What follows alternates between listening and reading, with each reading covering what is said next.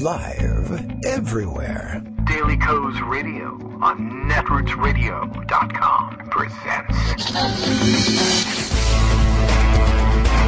David Walton.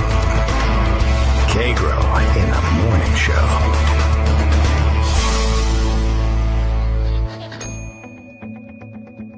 Now, here's David Waldman. Hey, good morning, everybody. How you doing? It is Wednesday, February 7th, 2018, and we continue our long, slow, maybe rapid, I don't know, slide into military dictatorship. Hooray! I guess the big news of the day, or perhaps at least the last evening, who knows whether the fervor has worn off, either within the White House or outside, or perhaps just on Twitter, but probably caught your attention that Donald Trump now has the Pentagon brass at work on planning a big, giant military parade to show how awesome I am and how terrific our military is. Oh, P.S., it's really about me.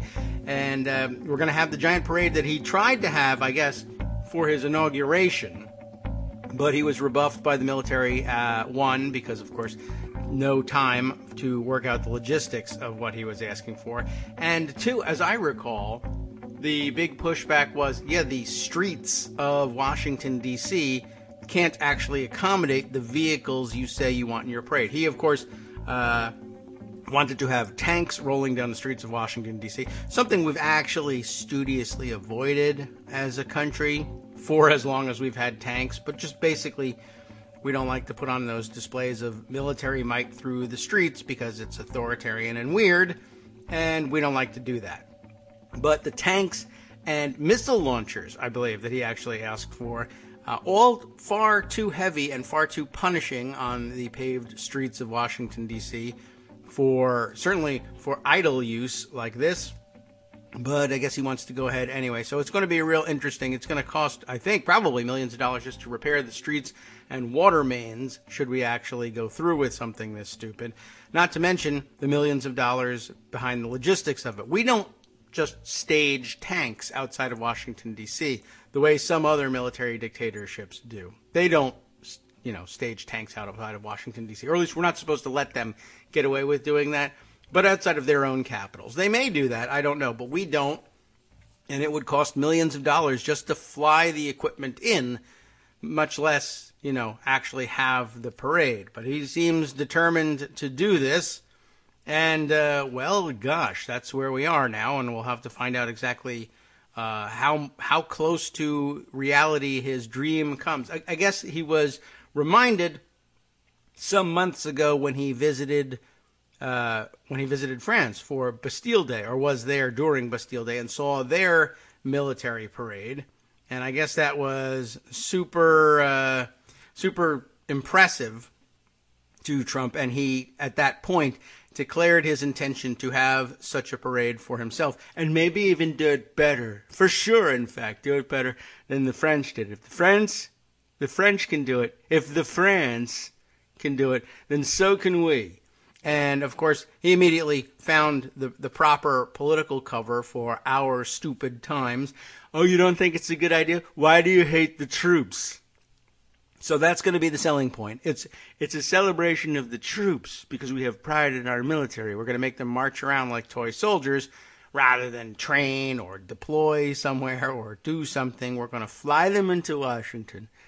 And this is what I want. I figured he had a scheme like this. I want the missile launchers, and I want each one painted on the side, like they used to do in World War II with the bombers. I want you to paint the names of the chicks I've nailed on the side, but only the 10s. And that's an order. I don't want anyone else painted on it. We can't get too crazy here. It'll become too expensive.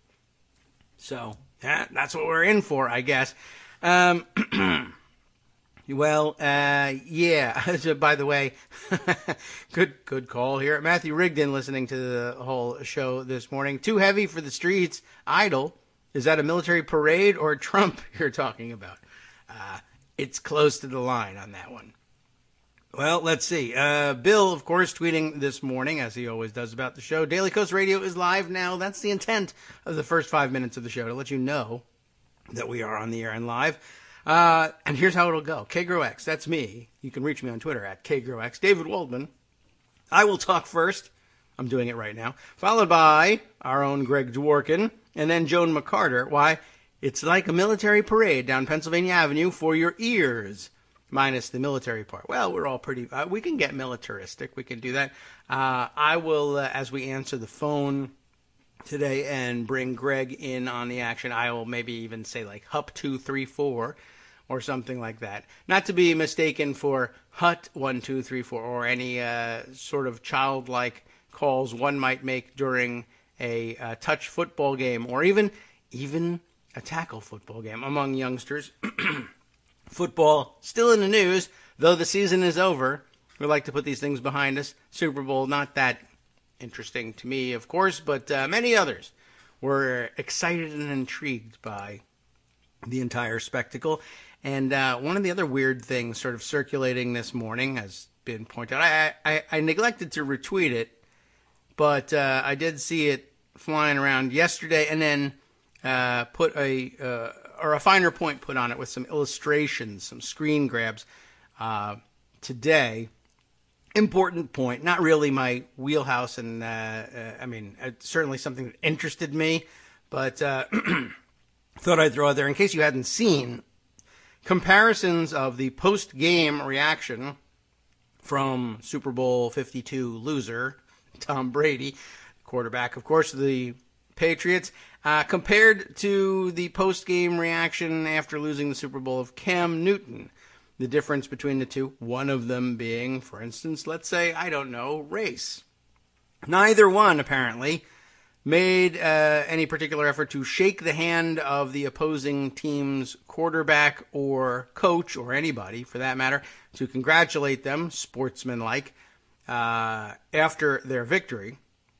But apparently, and I don't have specific recollection of it at the time, but it certainly rings bells as being true. Cam Newton roundly, let's say, excoriated for his, as they said in some of these reports, thuggish and uncivilized and unsportsmanlike refusal to shake the hand of of the opposing quarterback.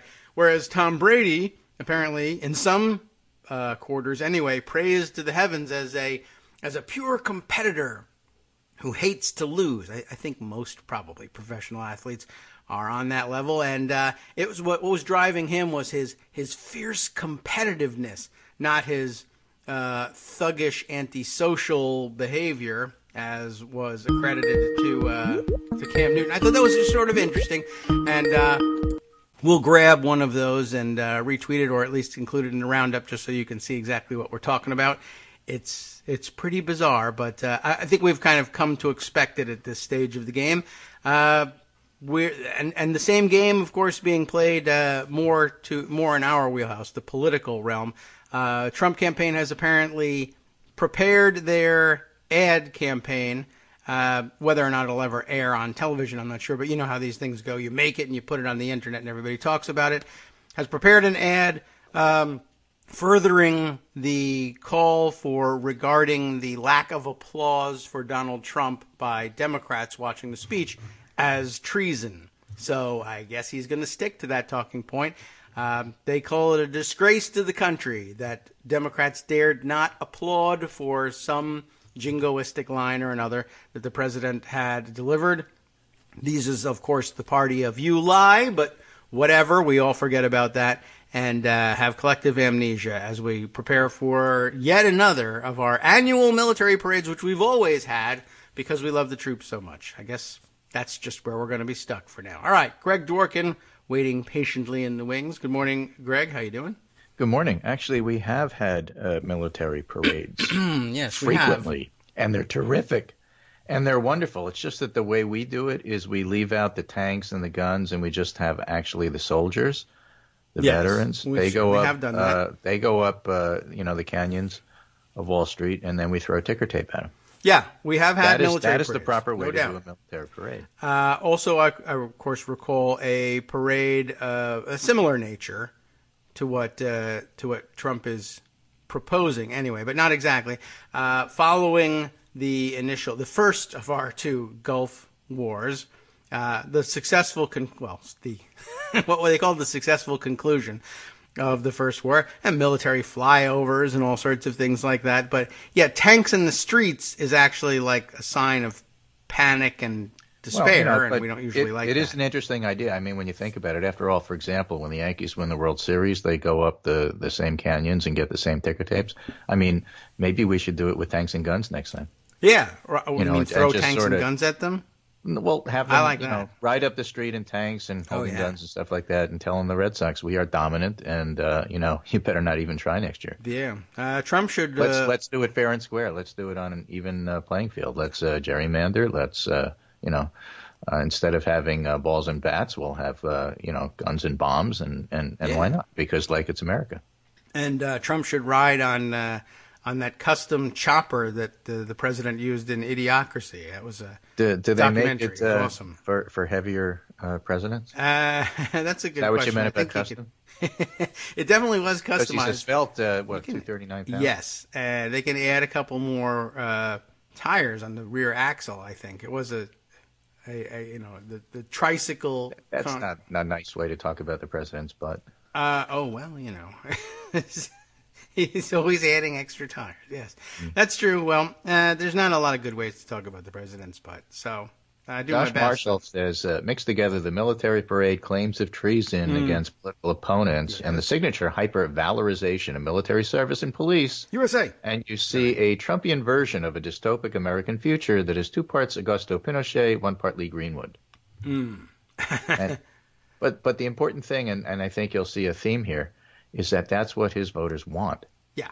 Oh, sure. There's nothing wrong with it from their perspective, and in fact, opposition to it is what's wrong. There's nothing wrong with it from their perspective, but there's something wrong with them. Well, yes, that's true. Their perspective is what's wrong. So, what's going on in the real world? I got to throw in these things before we get into the philosophical stuff.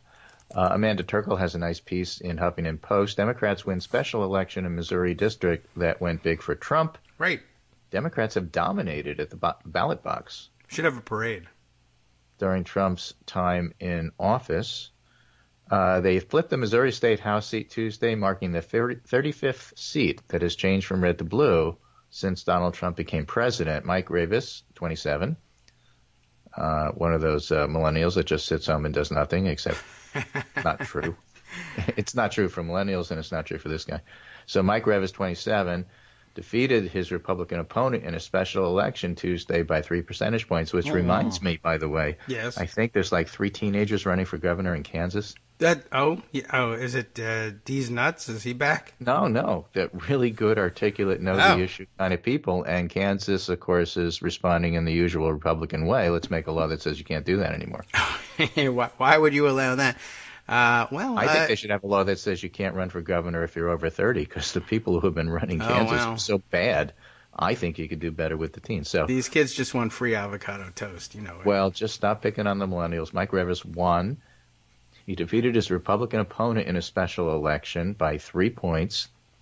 And this 97th district in Jefferson County went for Trump in the presidential election by 28 points.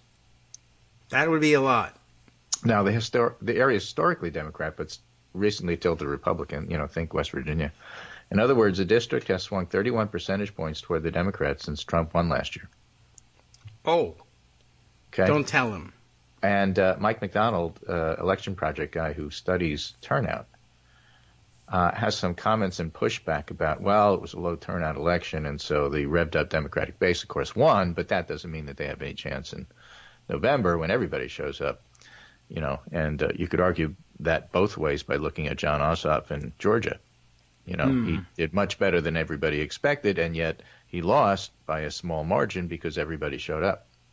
Yeah. So Mike McDonald says, low turnout in Missouri special elections probably part of the continuing Democratic overperformance compared to House generic ballot. But keep in mind, Democrats overperformed Alabama and Virginia polling too. Oh. So he's got an important point to make about polling. Part of the divergence may be retrospective, likely voter models. That is to say, you're a likely voter because you voted, last year in 2016, and then maybe in 2012, or 2014 and 2008, if you're looking at, or might even just look at off years and not include the presidential elections. If that's your voter model, it may be broken. He says likely voter models based in part on participation in the last midterm worked well in 2014 because 2010 was a good Republican year. Likely voter models for 2018, based in part on 2014, are going to be out of whack. So we need pollsters to disclose how they calculate likely voters. Nate Cohn has pioneered this, but a couple of other pollsters have done it too. What they do is they don't just give you the polling results, they give you the polling results with 5 different scenarios. This is what happens if the turnout is like last year. This is what it's like if the turnout is like what it's happening this year in special elections. This is what it's like if the turnout is a presidential year. And you get different results for all those. But they lay them out for you, so you can choose your own adventure. That's a better way of doing polling. Yes, or cheating. I don't know which. I think better. Or playing Mad Libs. I mean, it's just more fun. So, it's a better way to do it. And Mike McDonald goes on to say, he's a very smart guy, more evidence that likely voter models incorporating past vote history are probably not giving us an accurate read on the 2018 electorate. Amy Walter gives an example. Party caucuses in Minnesota last night. Democratic participation up 30% from 2010, and Republicans down 50%. Oh, is that right? So, and I think Iowa also is seeing a large increase in Democratic participation. So there's a whole bunch of stuff going on behind the scenes, be it the number of candidates running, the amount of money that, the number of dollars that some of these Democratic candidates have compared to what they've had in the past, outraising their Republican opponents, sometimes outraising incumbent Republican opponents. The enthusiasm gap one can see in the generic ballot. It's all capturing the same thing, and that's why likely voter models may not give the whole story. So Mike McDonald concludes by saying, I'd suggest giving more trust to polls with likely voter screens that rely on self-reported current and prospective engagement rather than participation in past elections. But, of course, to do that, you have to know what the pollsters are using as their model. Yes. So he's saying, pollsters, let's show your work. Yeah. Which I think is a good idea. I think so, too. It's generally speaking a good idea and part of the blogger ethos, certainly. Yes. What makes a blogger? We do links. Yes. And then that's it. After that, whatever there's almost no such thing as you didn't credit the other person for their work. In fact, the whole thing is to credit their person for their work. Yes, although there's better and worse when it comes to that. Certainly, yeah. Just posting in blog format, as the newspapers quickly proved to us, wasn't all there was to it, or even linking to yourself doesn't count. Right. So speaking of polling, Quinnipiac poll out yesterday to give a whole big picture kind of thing. Trump trying to derail Russia probe. U.S. voters tell Quinnipiac University national poll. In other words, voters are pretty convinced Trump's trying to cover stuff up. But they also say don't shut the government over immigration 2-1.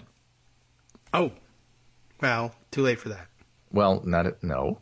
we got another one coming. Oh, I see. Well, too late for that too. We got to talk about that too, because maybe that's going to be off the table for a couple of years. President Donald Trump has attempted to derail or obstruct the investigation into Russian interference in the 2016 presidential election, American voters say, 53-41. And that's Mueller's investigation is legitimate. 50% of voters say it's a political witch hunt. 42% say. And in a separate question, 56-28 say the probe is fair. Okay. Okay. The FBI is not biased against Trump. Voters say 55-33. Okay. Special counsel Robert Mueller is not – now this is all post-Nunes memo, which is why it's important. Special counsel Robert Mueller is not out to get President Donald Trump, American voters say, but they do feel the president is out to get Mueller. Despite the beating they've taken from the White House, the judiciary, that is to say Department of Justice as well, I suppose, and the intelligence communities are considered far more trustworthy than the Oval Office or the press. Okay. Which they euphemistically call the fourth estate. I hope they didn't ask the question that way. What's the fourth estate? American voters do not trust President Trump, 55-41, to do what's right. Voters say 57-38. They do not trust the media to do what's right. Voters trust the U.S. court system, 67-28, and they trust U.S. intelligence, 61-31. Okay. So, did the Nunes memo work? It's just really annoying to say, well, it worked for what it was intended to do. No, it didn't. Didn't change a single mind. And if that was their big defense against Trump being investigated, it didn't work at all. No. As for dreamers in this poll, undocumented immigrants brought to the U.S. as children should be allowed to stay, 81-14.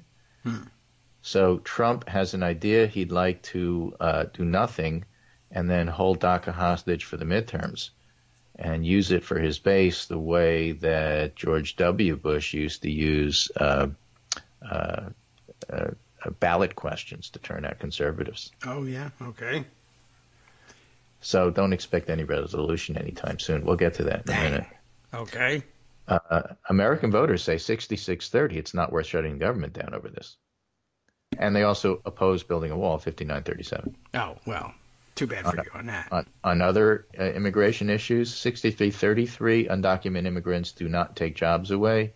72-17, undocumented immigrants do not commit more crimes than citizens. That's going to be part of his election campaign and ads. It's going to be a lot of this immigrant killed that person.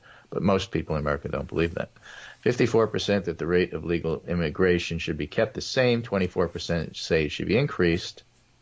And only 17% say it should be decreased. So the big things that he's fighting for with the Freedom Caucus are not popular with America, and that is worth emphasizing. Plus, voters 87-10 want to increase federal infrastructure spending. Don't spend it on the wall infrastructure. Spend it on streets and roads infrastructure. Yes, fixing the ones you wreck with the tanks. So how does that work? Well, there's a story in the Washington Post today. Senate leaders see 2-year budget deal within their grasp. I hope Joan talks about that. She knows a lot more about this than I do. Top Senate leaders were working Tuesday to finalize a sweeping long-term budget deal that would include a defense spending boost. President Trump has long demanded, alongside an increase in domestic programs championed by the Democrats. In other words, they're getting rid of the sequestrations. Yes, well, they're definitely going to need it for the parade. We know that. They have to. You can't afford a parade with the sequestrations, so you got to get rid of that.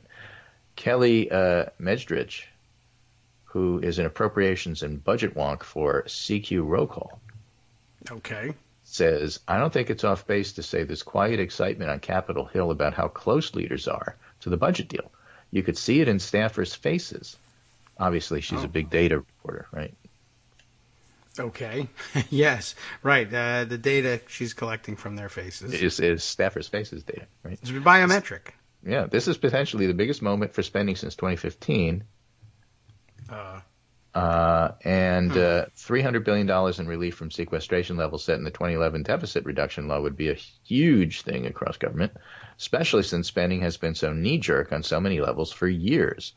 It's not just annual appropriations that have been off schedule, which throws contracts for expensive loops on the regular and disrupts work and planning. The authorization processes have suffered. Highway Trust Fund, life support, that sort of thing. Yes. So in other words, if you're into process, you need to have regular order in order to get this stuff done, because some of it takes planning. And this is an attempt to get back to that, which, on the whole wouldn't be a bad thing. What they spend it on, we can argue about.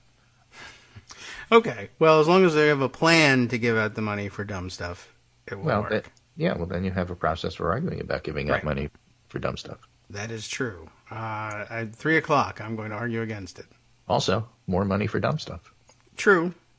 That's like true. Parades, Yes. But you're right. You got to fix the street after the tanks go by and ruin everything. So, that'll be left to the D.C. government, of course. I suppose.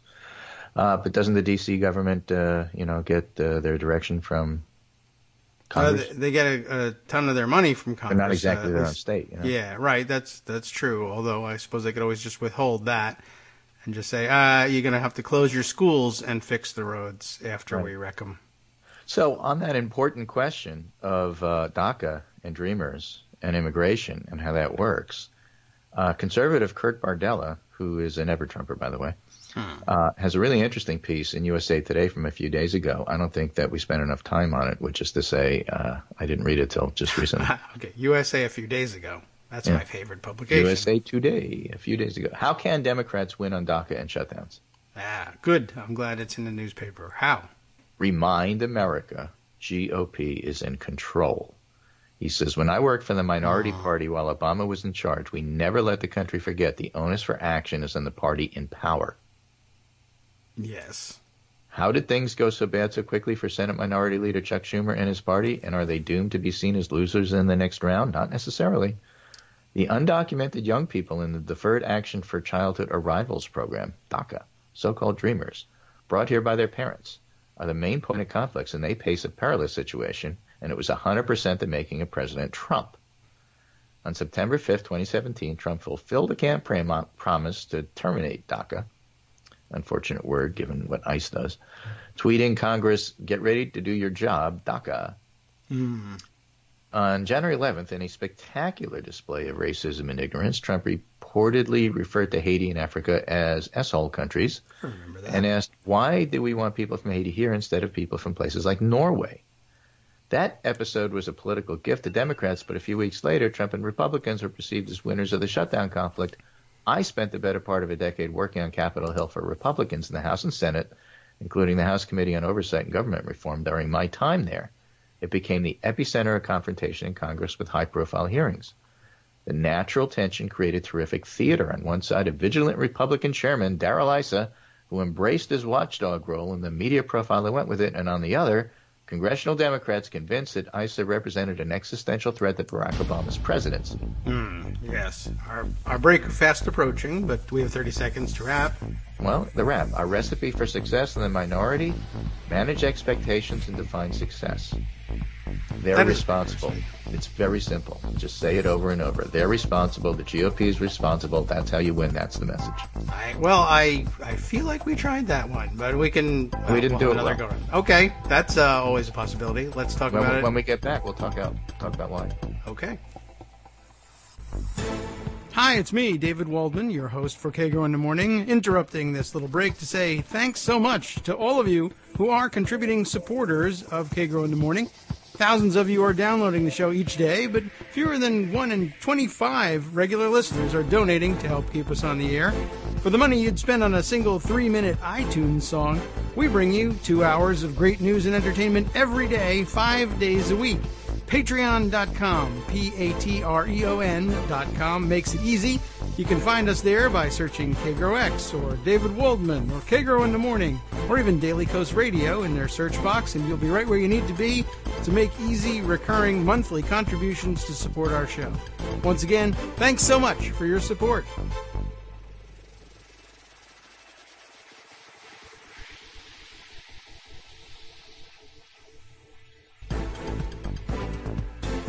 Welcome back to the Kagro in the Morning Show here on Netroots Radio. And in case I didn't slur that enough, it's Kagro in the Morning Show. That was really great.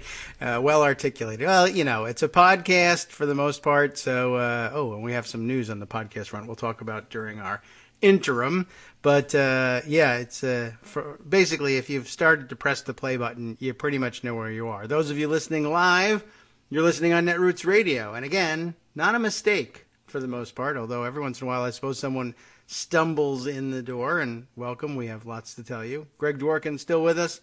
Let's see, we left off on USA the other day, but I think we've wrapped on that one. Yeah, it was USA the other day, but it was from USA Today, Kurt Bardella, and I'll just simply, for those of you who found it too long and didn't listen, basically what Democrats should do on the DACA shutdown front is invoke the Pottery Barn rule. President Trump, we had DACA. You broke it. You own it. This isn't for Democrats to fix. It's for you to fix. Oh. Well, it's always worth a try. And I mean, we did. I feel like we did go with that, or at least it was thrown out there, and just maybe we did do it. The original Democratic message was like 9 different things, of which DACA was part of it, and then it turned out it all focused on DACA, and for some reason they weren't prepared for that. Yes. Oh well, Democrats in disarray. Yeah. So fix it. Okay. Make it better. Now, it's interesting because while this is happening, John Kelly, who people used to think for some unknown reason, I guess wishful thinking on their own part, were thinking that somehow John Kelly was the grown-up in the room. turns out to be just as racist and just as white supremacist as anybody else in there, including Stephen Miller.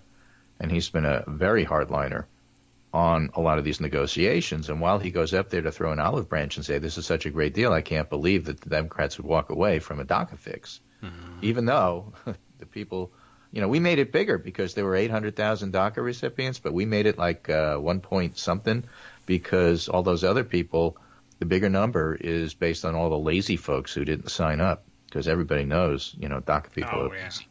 Sure, absolutely.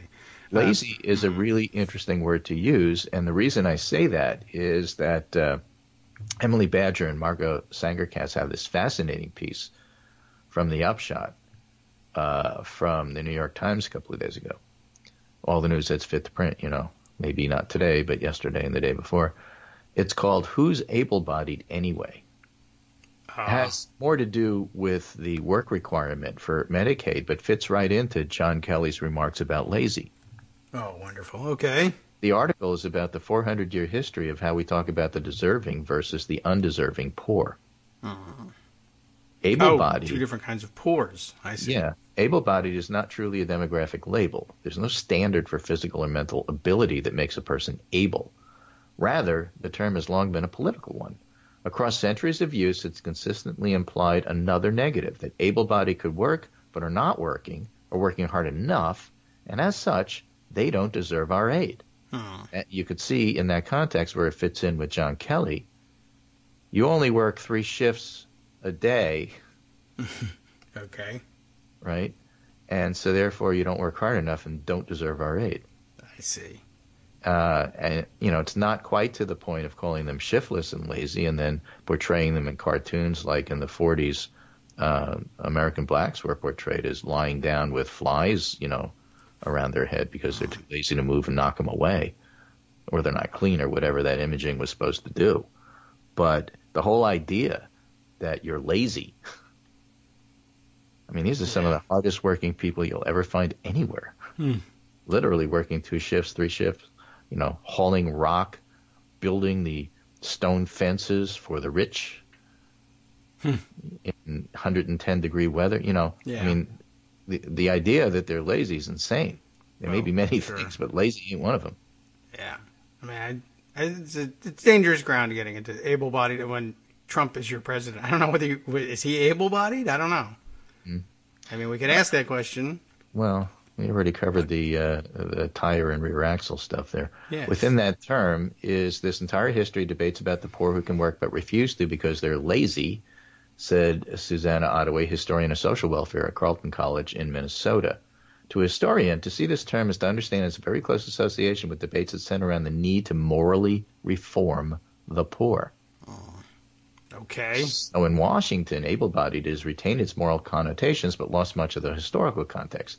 The term date back 400 years, when English lawmakers used it the same way to separate poor people who were physically incapable of supporting themselves from the poor who ought to be able to. And debates over poverty in America today follow a direct line from that era. The basic point is physical distinction always implies a moral one, and that's why politicians use it, said Steve Hindle, the interim president and director of research at the Huntington Library in San Marino, California.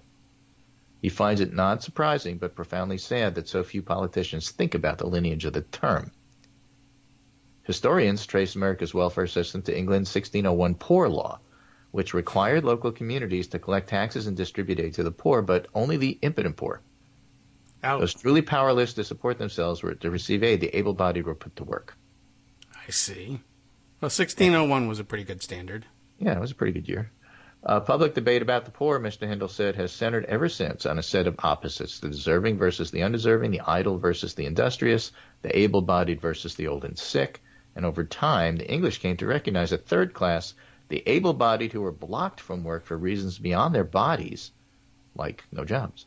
But even then, as today, structural problems and personal failings proved hard to separate.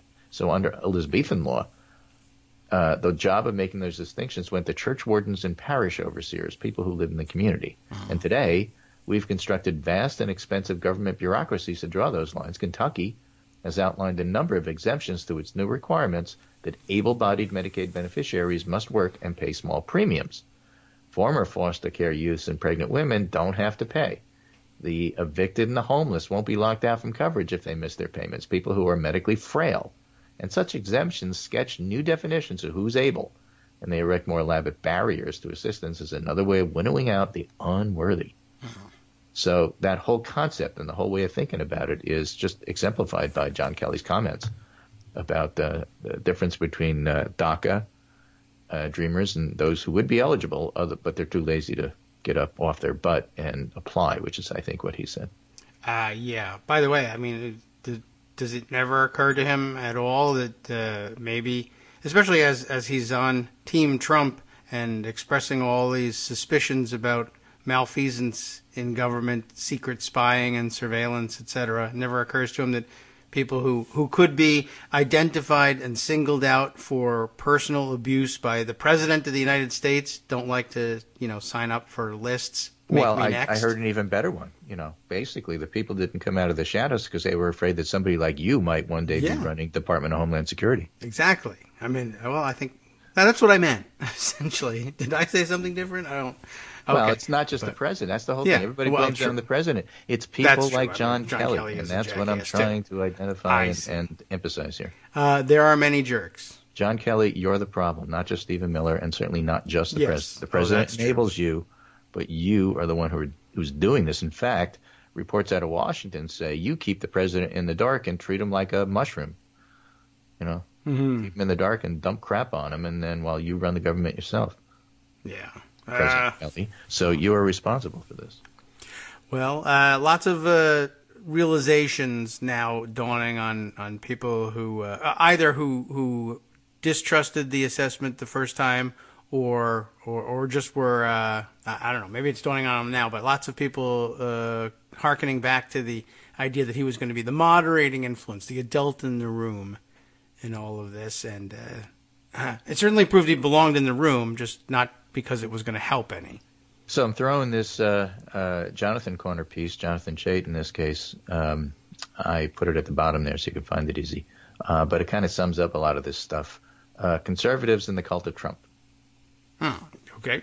And it talks about the many, many people who are working with the government now, but either on the side, whether it's Rex Tillerson, whether it's Deputy Press Secretary Raj Shah, Pruitt, all of the cabinet members, if you ask them on the side, and even if you go to Washington now, according to these reporters, and ask Trump officials off the record, what do you think of him? And they hate him and they think he's a jerk and this, that, and everything else. But, of course, they'll suck up to him in public and participate in incredibly demeaning knee-bending, like at the cabinet meetings where you go around telling Trump how wonderful he is. What should we make of the fact, says Chait, that these men who voice such fundamental opposition to Trump's political character have since become his loyal servants? The easy reaction is to brand them hypocrites who have traded their beliefs for career advancement, but that's probably unfair. The truth is that most conservatives who have swallowed their doubts and come to support Trump are working to advance their truest and deepest beliefs about the public good. For example, that, the able-bodied should get help and the lazy and shiftless shouldn't. As the Insider Tip Sheet political playbook notes, the two-faced behavior of a Shah or a Pruitt is actually quite typical among the Republican elite. The personal contempt Republican professionals developed for Trump during the campaign is never abated. The presidency has probably intensified it as Trump's lazy, erratic persona. Lazy. That's a deliberate use of the word. Has been on display to a much wider array of figures than it was during the campaign. So if you want to call somebody lazy, it'd be the guy who has executive time till like 3 p.m. And yet, somewhat paradoxically, the alliance between Trump and his party also stands at a current apex. Mm-hmm. Senator Orrin Hatch declared in December, we're going to make this the greatest presidency we've ever seen, not only in generations, but maybe ever. And Trump said, okay, he says I'm the greatest. Hatch said, I said you could be. Trump heard it as, I am. Oh, yes. Right? So the overall assessment that Trump has achieved greatness is a matter of general consensus within the party, and Republicans now find themselves grasping for superlatives to describe it. Okay, and there's an amazing article that somebody had pointed out. I couldn't even stomach to read it on the air. After the State of the Union address, Washington Times columnist Charles Hurt concluded, President Trump has officially transformed himself from merely a great American president into a historic world leader keeping lit the torch of freedom for all people around the world. Yeah, I don't think that's what he's lighting. Are you sick to your stomach yet? In a column titled The Cult of Trump, Jonathan Swan recently noted that the president has managed to bend an entire party to his will. We're all MAGAs now. I think I read that to you on the air one day. The bending works both ways. Trump has done little to advance the populist proposals. He's remained in NAFTA. The Conservative Heritage Foundation recently calculated Trump has surpassed Reagan in supporting heritage-endorsed policies. Okay. So this is the point here, okay? Republican elites who opposed Trump during the primaries, most of them did, had different reasons, but a lot of them was because they were afraid he wouldn't be a real conservative. Okay. To the extent that conservatives raised concerns about Trump's ignorance and authoritarianism, it was harnessed to his lack of ideological commitment. Conservatives could imagine Trump as an American Perón, catering to the masses with a populist agenda while sidelining the conservative elite. What did not especially trouble them was the prospect of Trump being an American Pinochet. Augusto Pinochet was the Chilean government who overthrew a democratically elected socialist government and implemented free market policies with the advice and enthusiastic support of American conservatives, he helpfully tells us. And while Trump has proven every bit as ignorant and instinctively authoritarian as his worst enemies feared, that would be us, he has vanquished nearly all right-wing doubts about his ideological bona fides, or at least his malleability in the same end. Okay? So the idea that Trump's anti-democratic qualities per se would alienate him from his party, there's a handful of never-Trumpers, but most of them no. It's a fantasy that rests upon a deep misunderstanding of conservatism. The Republican Party is attracted to anti-democratic means so long as they're used for the correct ends. And that statement, fully explains why evangelicals support Trump, even though Stormy Daniels and Access Hollywood. Yes, that's true. Gimme-tarianism is another way of putting it. Yeah, a simpler way to put it, more efficient way to put it. Look at North Carolina, where Republicans designed a vote restriction measure that a judge found would target African Americans with almost surgical precision, then greeted the election of a Democratic governor by stripping him of his powers before he could assume office. Or look at Pennsylvania, where the party is so determined to lock in a voting map that allows them to rule as a minority that when the state Supreme Court ruled its anti-democratic scheme unconstitutional, the party first defied the court's authority, Supreme Court upheld it, by the way, and is now working to impeach the justices. Yeah. Because, America. None of these maneuvers have provoked any significant inter-party dissent. That's true. I guess I hadn't been looking for it. Which is pretty fascinating when you look at it that way. Against this chilling, we know that. Voter suppression, voter ID, everybody's doing it, if you're Republican. Against this chilling backdrop, the president's frequently stated intent to make federal law enforcement a weapon to protect his party and investigate his opponents hardly even registers. Indeed, Trump's routine authoritarian bluster nestles comfortably in a party where panic about unfriendly demographic changes has curdled into deep suspicion of the principle of majority rule. Trump as an individual is surely a grotesque outlier, but the overall direction of the presidency is an outgrowth of the party's long-standing direction. Conservatives once feared Trump as a blunt instrument. Now they recognize and appreciate the blunt instrument is an instrument of and weapon of their cause. So don't expect them to do anything but what they're doing. They're not going to change. These are the Trump rally vote. Anybody who's still a Republican who hasn't become an independent, and there's a lot of those people. That's why I don't want to give up on the independents. But if you're still a Republican after all of this, you're lost. There's nothing you can do about it. I guess so. Although we keep, I don't know, for some reason holding the door open for We're holding the door open for Republicans to desert the Republican Party and become independents. And there's a bleeding of that happens. It's suburban women. It's college educated. Yes. The ones that are left, we had these arguments with Armando long ago. He went to Trump rallies and said these people are irredeemable. He's right. Those are not all Trump voters. But the ones that are left after the ones I'm talking about have gone, they are, yeah. Well, I'm giving them until March 5th. I think we need to put a deadline on it. Meanwhile, what's happening as a background for all of this? Bob Mueller's investigation is larger and further along than you think. A nice long piece from Wired I'll leave for you. Oh, okay. The article's longer than we think, too. Yeah, and Rick Wilson has a great piece here. It's in the Daily Beast. They always have, when they do their pieces, they always have a little super heading there. Oh, as yes. if it's going to fit into a known category of things. Right. I never have understood that, but okay. And each one is unique for the article, and it can be very funny. That's why I don't get it. So Rick Wilson's heading there is filed under "No Traitor, You're the Traitor." Right. Okay. Donald Trump backs the seal on talk of treason. I'm just going to read the first 2 paragraphs. It's typical Rick Wilson, but always enjoyable. You may have noticed by now, says Rick Wilson, but I'm not one to pull any punches on Donald Trump.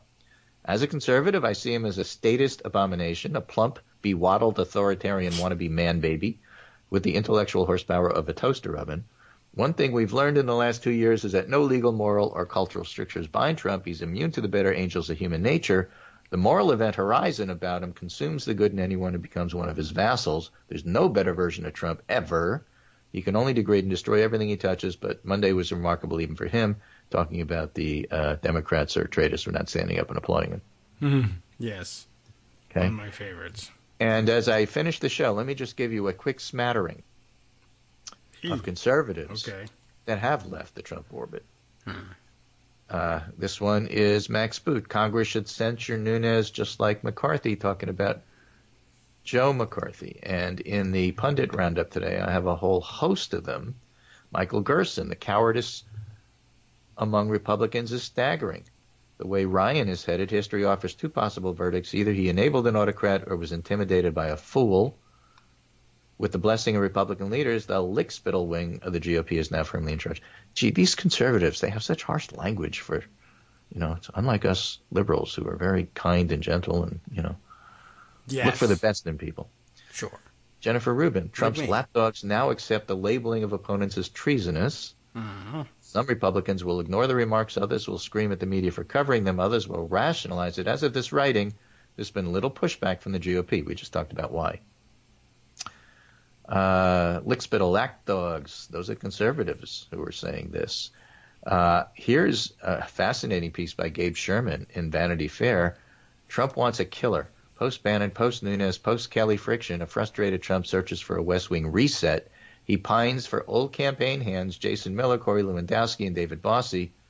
But will Ivanka have the final say? Ivanka? These guys are just not tough enough in protecting him, you see. John Roush and Ben Wittes in The Atlantic with a fascinating piece, which is, I think, well worth reading. So I will give you the link so that you actually can. Okay. Oh, yes. I'm not seeing the Rick Wilson bit either. I'm scanning through. Is that in the roundup? I've been scanning. Yeah, as a tweet. Okay. All right. I'll get it. Because I captured that paragraph that I just read. Okay. Okay. Boycott the Republican Party, say Roush and Wittes. If conservatives want to save the GOP from itself, they need to vote mindlessly and mechanically against its nominees. And they quote that fellow from Virginia, who I thought was so smart. A marketing executive named Torrin Beasley was asked who he's voting for. He replied his calculus was simply to refuse to calculate. Could have been Dr. Seuss or the Bernstein Bears on the ballot. I would have voted for them if they were a Democrat. I might do more analysis in other years, not this year. No one else gets any consideration because what's going on with the Republicans and talking about Trump and his cast of characters is stupid, stupid, stupid. I can't say stupid enough times. Count us in, Mr. Beasley. We're with you, though we tend to go with dangerous rather than stupid, and no one could be more surprised we're saying it than we are. And they explain why. Okay. Okay? I'll take it. So you have a whole bunch of conservatives who are basically saying that this guy is everything that the liberals said he was, and that's not good. And then you have core Republicans who are saying he's everything you guys said he was, and we like it. That's why we voted for him. Yes, that's true. So hippies are right again. Yeah, hippies are right again both ways. So that's the background that I'll leave you with. This is Greg Dworkin speaking to my good friend David Waldman, Kagro in the morning. What's so funny about that? Well, you've got 9 minutes to get through the next hour, and then John will come out and help you, I hope. Yes. And help explain what's happening with the Congress and budget stuff. It's still there. Yeah. All right. Maybe even DACA. Take care, and I'll talk to you. All right. Very good. Pretty close to your budgeted time of 9:45. And I don't mind you going any further. Obviously, it's all helpful to me. It's just it's fun. It's fun to watch. We could have side bets on the show about whether or not Greg will make his deadline. He was saying to me during the break, okay, I want to make sure I'm on my way by 9:45, or at least wrapped up by 9:45. So here it is, 9:51, going on 9:52. Pretty good. I mean, I like that he hangs around. It's pretty hard to just break off and run away when you've started on a theme like that. And, well, thanks for not doing so. Okay, let's see. What else? What can we squeeze in between now and our break? And, of course, the break and Joan coming by. What's top of the list today, or at least what got put away latest last night? Man, there's a lot of things. Let's see. Some of these things I know that Joan will want to discuss. So we're definitely going to hang on to some of those for now. Oh, you know what? Maybe now would be a good time to bring up the big news in podcasting. And those of you who are listening live to the show, this wouldn't be of direct interest to you in the way that you consume the show. But those of you who consume the show as a podcast, or who would be willing to consume, let's say, 30 minutes of the show later on, again, as a podcast, your own best of. You can run any 30 minutes you like. New startup out there, which means that it'll be gone by next week. It has the brilliant idea, and I think it is a good one, of actually paying podcasters for their content. Now, we've sort of tried to implement that in our roundabout way, of course, by encouraging those of you who value the program to make contributions such as you are able, either on a monthly ongoing basis through Patreon, or for that matter, on a monthly ongoing basis. It still does exist. If you're interested, see me after class and I'll tell you how to make those contributions via PayPal. Or, of course, any one-time donations that you might feel comfortable making, or if you decide to make them several times, we don't object to that, through Square Cash and also PayPal. But there's also, of course, there's always been sort of the dream of how would there be some sort of regular, ongoing basis for compensation for the time and effort that we put in here, the time and effort that Scott Anderson puts in preparing the daily summaries of the show, all of these things. And of course, it would be terrific if there was enough of it and it's sustainable enough that we could build on the infrastructure of the show, not only making it a little bit more robust in terms of reliability of our connections, but also production and assistance along the way. Every once in a while, we lament the fact that there is no studio per se and no staff to make things happen at the snap of the fingers in the background so that we can do some multitasking. But this is new. The launch of an outfit called, new to me anyway, called Radio Public. It's not public radio, it's Radio Public. It's backwards somehow. And I guess the co-founder of this outfit, Jake Shapiro, put together a nice rationale for all of it, and I thought I could kind of share it with you. And it's always it's good information about like why we should be supporting these things in general, but also a new way of doing it. Why we are introducing paid listens for podcasters on Radio Public. They argue creating a healthy media ecosystem from the ground up. The podcast universe's expansion continues to accelerate, fueled in large part by brands and advertisers seeking to reach a valuable, engaged audience. Wired's recent headline captures this well. Podcast listeners really are the holy grail advertisers hoped they'd be. They'd be you, of course, the podcast listeners. You're a holy grail, so that's pretty good. Here's the way it basically works. I mean, the basic rundown of it is I provide, and other providers provide, the content of the podcast commercial free. Not a problem for us, as you might imagine. And they will add ads to them, pre-show and post-show ads on their platform. The deal is, in raising money from those advertisers, they'll pay a certain rate per downloads, per 1,000 downloads.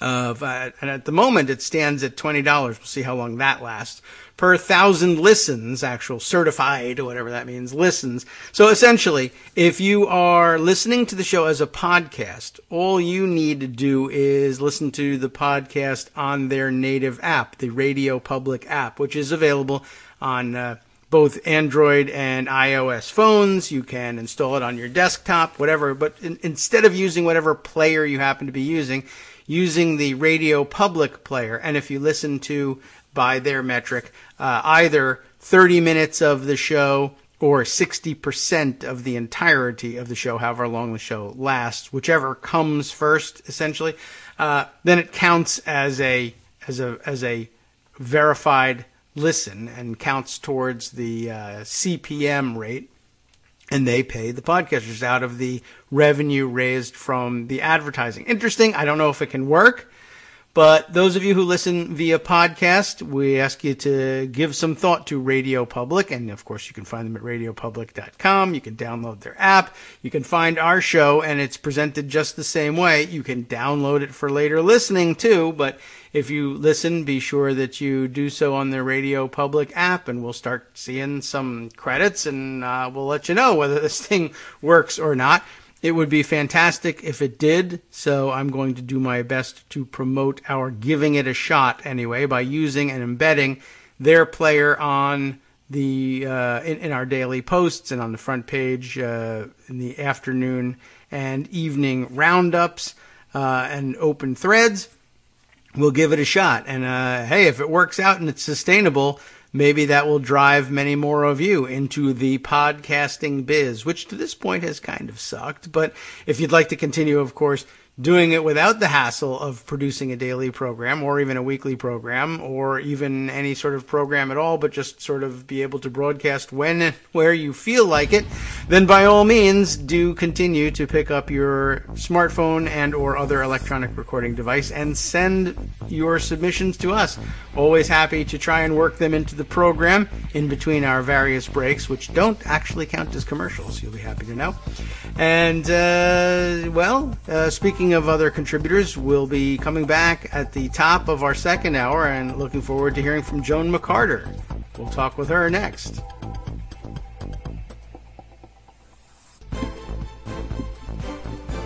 Welcome back now to the Kagro in the Morning Show here on Roots Radio. There is actually a little bit more in terms of material to let you know about with Radio Public. I guess one of the more interesting things, or I guess maybe one of the questions on your mind is, well, what kind of commercial content are we talking about at the top and bottom of the show? It's easy enough to, I'm sure, to live with in the same way that we've all grown to live with advertising inserted in YouTube and the like.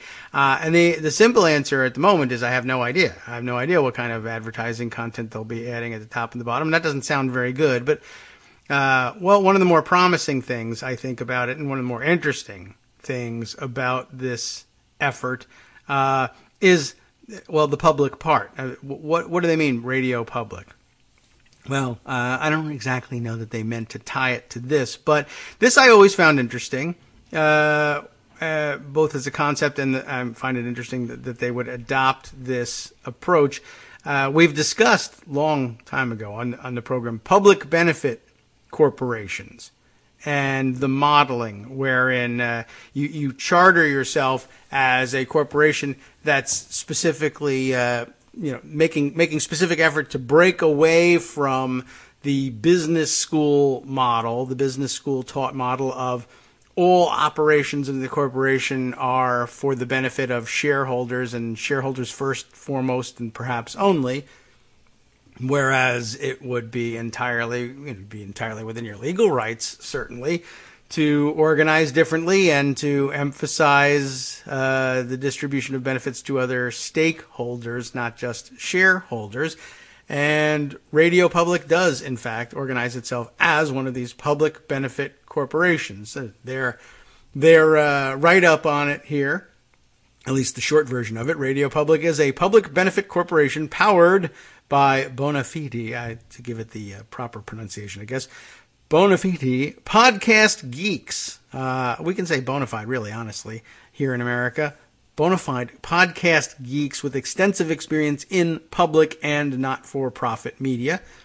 We expand upon a 15-year track record, they do anyway, of supporting the distribution of audio content and paying independent radio producers and podcasters. Hooray! That would be great. We're in this to contribute to a more sustainable podcasting ecosystem for everyone. Our mission, as embedded in our certificate of incorporation, reads, to help listeners discover, engage with, and reward creators of stories, podcasts, and other audio. We share public media's educational, artistic, and journalistic mission and the democratic values of open access to information. We are committed to operating a platform that fairly values creators' work, respects users' privacy, pretty good, right? And information rights, and benefits all participants. Wouldn't that be terrific? Well, anyway, I like the approach, certainly, and the intent, and by God, if we can get some of the compensation back that we always thought would maybe get around to at some point through the Radio Public platform, then so much the better. And so much the better for all of you who might also have been thinking of joining the ranks of the podcasting few, podcasting millions at this point. Maybe you should check it out. I would recommend it to you. Take a look at Radio Public, read their terms, and see if it might not be a way for you to add your voice to the growing chorus. I mean, if we're going to have to build our own media infrastructure out here, we might as well do it and see if we can't have each other's backs at the same time.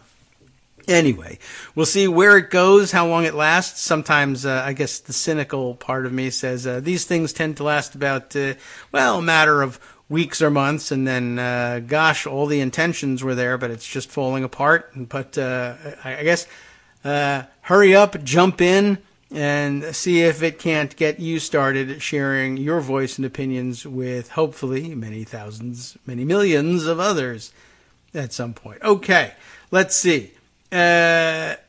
I don't know that we do all that well to read through the Washington Post's full write-up of the stupid military parade plan at this point. Though I predict at some point I will feel the need to pore over it and make fun of specific bits and pieces of it. Let's see. Other things, though, that we've put together.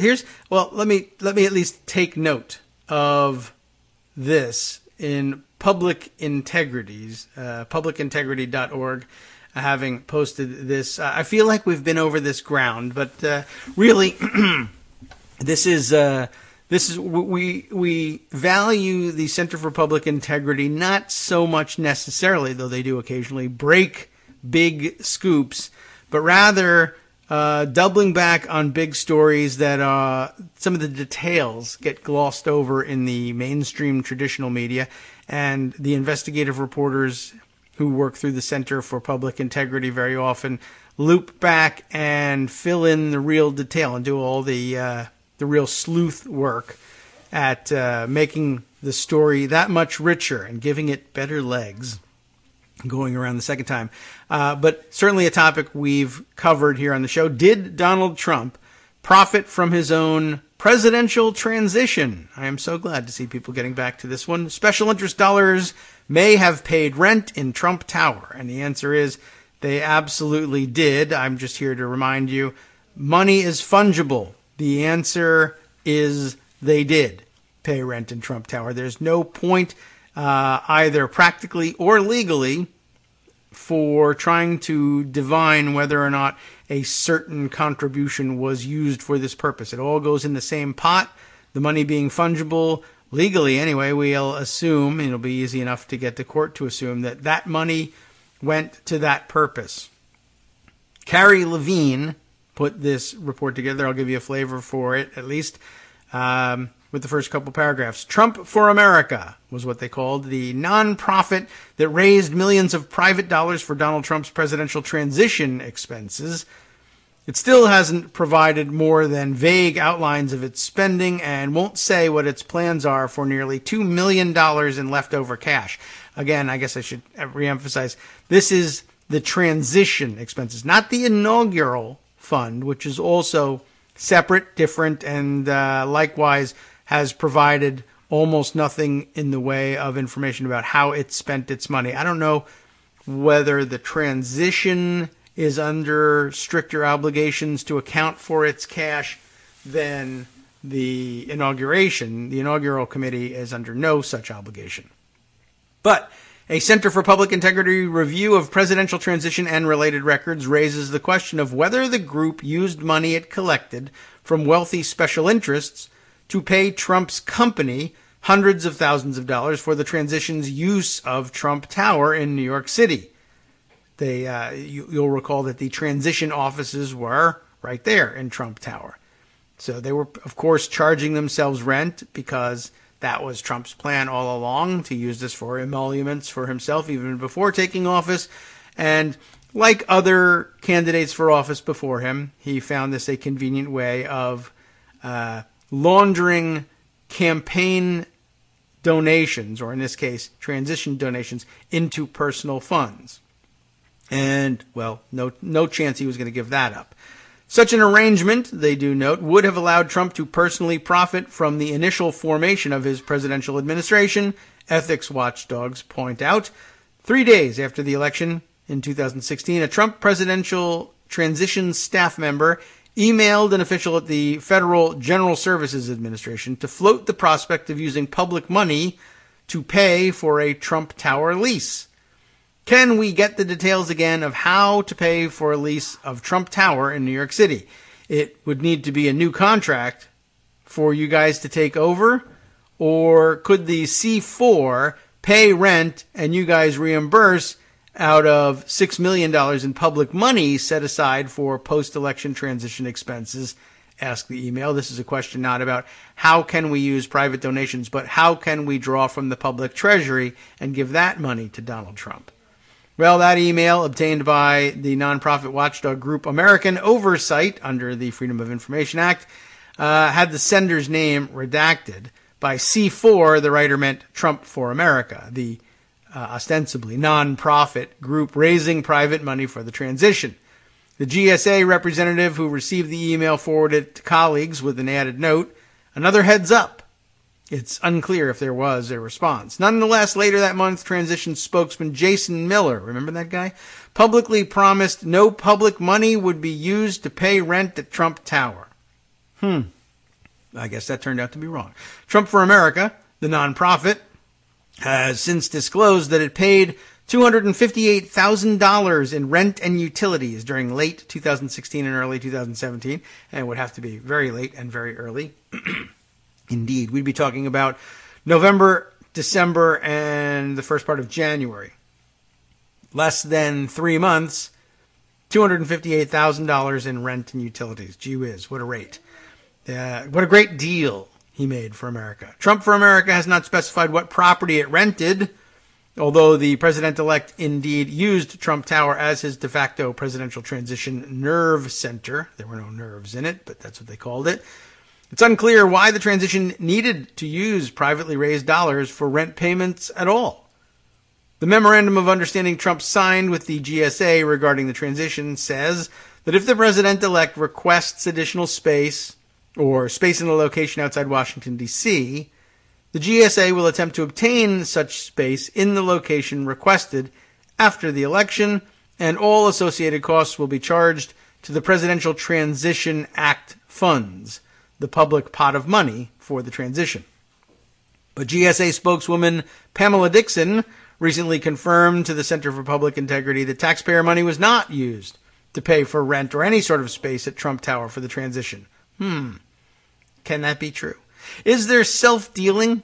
And if there is, the public has a right to know, says Steve Ellis, Vice President of Taxpayers for Common Sense, a nonprofit spending watchdog based in Washington, D.C.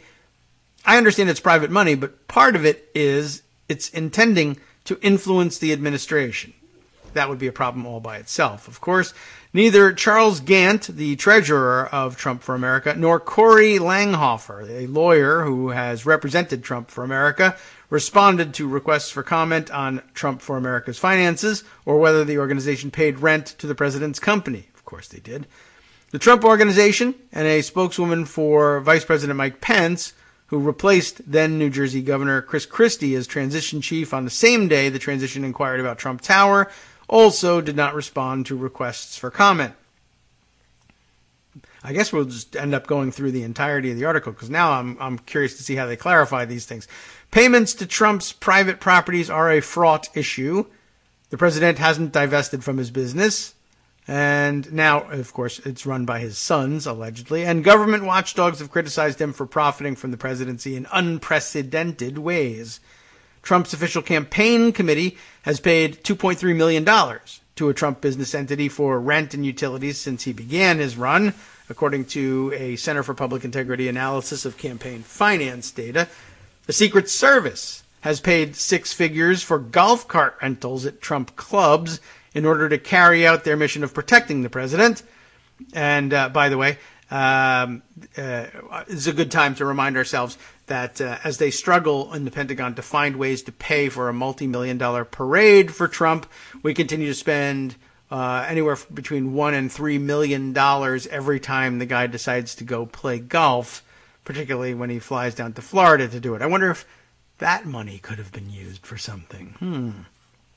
Anyway, like we said, the Secret Service has paid six figures for golf carts in all of this and struggled to negotiate a rent agreement for the same purpose.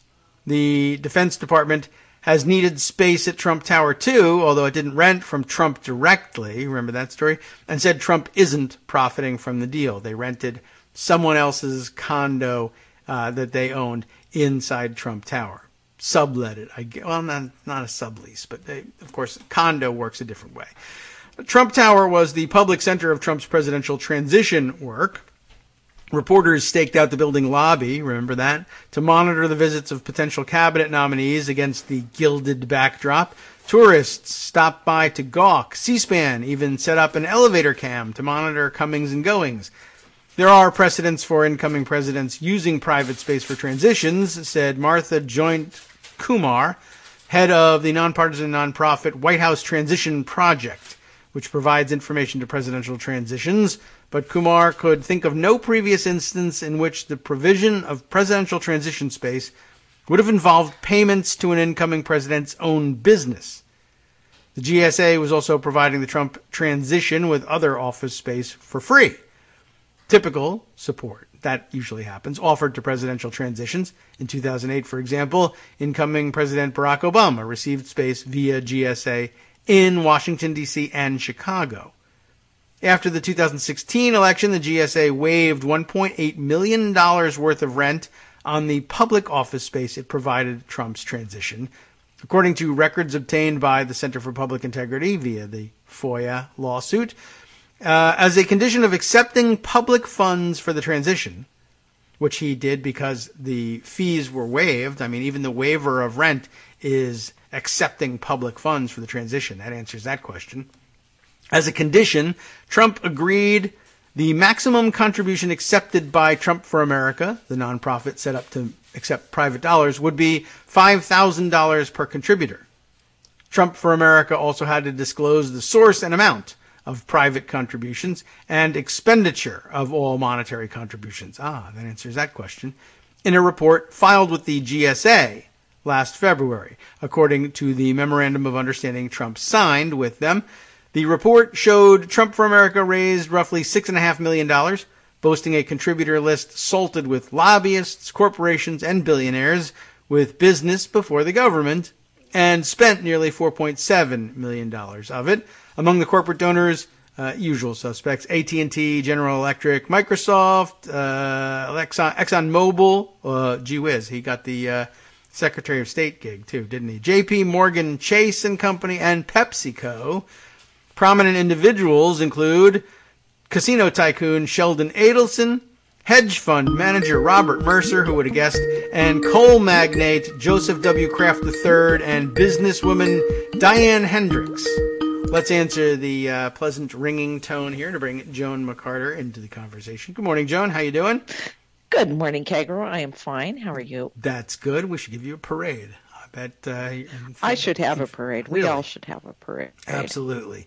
Well, we talked a little bit about this. This is an interesting news story. I was just sort of thumbing through another of the slush funds we forgot about, the Trump transition funding. I had been focusing on the unaccountable and not unreported, essentially, inaugural fund monies, but apparently there was a whole different one here for transition, and I guess by law they set aside a couple $1 million for transition for and give you some free office space in D.C. if you want to do your transition there, but he of course insisted on doing his transition from out of Trump Tower and thought it would be a great thing if he tapped into those public funds and raised some private money to pay himself $250,000 or so of rent just for Trump Tower during the transition only.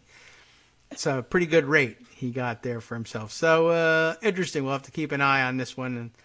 And wherever there's a slush fund, you'll find Donald Trump. You'll find his stubby little fingers somewhere nearby. Yeah, he's a sticky-fingered guy, that Donald Trump. Wow. Anyway, so we'll leave that aside. Of a story we saw yesterday. Yeah? What did we see? Yes. The Trump administration has loosened regulations on the payday lending industry. Oh. The industry is having its annual retreat at the Trump National Doral Golf Club. Doral, I think, yes. Okay, that points to them for thinking of a new property instead of just the D.C. hotel. There you go. But that one's particularly irritating. It's Mick Mulvaney, the OMB director, who's also part-time CFPB director, Consumer Financial Protection, who is doing his utmost. I don't think he's doing any OMB work. I think he's in there stripping away everything that he can get his hands on in the CFPB. Oh. Ending all of their investigations, including, of course, investigations into payday lending. Sure, why wouldn't you do that? Many of these lenders who were big campaign donors to him when he was in the House. Oh, okay. So he scratches their back. They go have their annual meeting at the Trump golf course. Yeah. It all works out fine. Yes, well, they do tend to, they'll have the annual meeting somewhere like that. They might as well be putting dollars right in Trump's pockets. I don't know whether we're ever going to get any reaction to that. It's same thing, facial violation of the Constitution, but on we go. Military parade, you say? Yeah. Let's have a parade. Sure, why not? And if you don't like it, you hate the troops. Could the city of D.C. do anything to interfere? Could they say, no, you can't run tanks down Pennsylvania Avenue? Well, I don't know what they can and can't do. What power D.C. has, because Congress seems to... Yes. I mean, they'll punish them for exercising even their legitimate powers, much less pushing the envelope. But, I mean, they might... Certainly there'd be a platform for someone somewhere to say, yes, a tank, let alone a column of them, too heavy for D.C. streets. You're going to break the water mains underneath. I mean, you're just going to wreck everything. The road will be torn up. Tank leaves track marks in the middle of the street.